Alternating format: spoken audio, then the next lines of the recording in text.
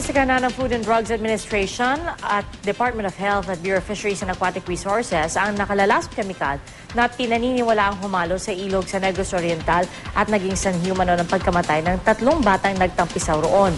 Tinitignan na rin kung posibleng nalaso ng mga bata sa kinain nilang karne ng pawikan na nakitang naghihingalo sa dagat. Balita natin ni Sandra Aguinaldo.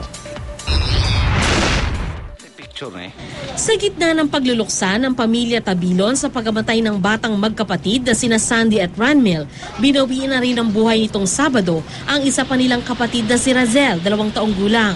Nauna na rin pumanaw ang 3 taong gulang nilang pinsan na si Justin Bahandi.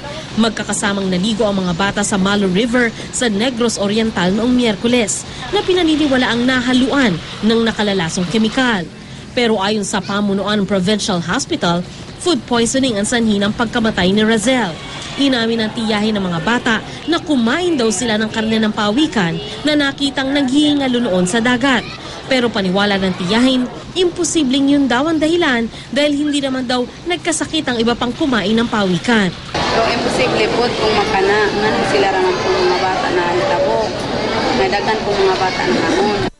Nauna namang sinabi ng DENR at ng Bureau of Fisheries and Aquatic Resources Region 7 na posibleng nalagyan ng nakalalasong pesticide ang ilog kung saan nagtampisaw ang 5 bata noon. Kinumpirma din ng pamunuan ng Provincial Hospital na may amoy kemikal ang dumi at suka ng mga batang nalason.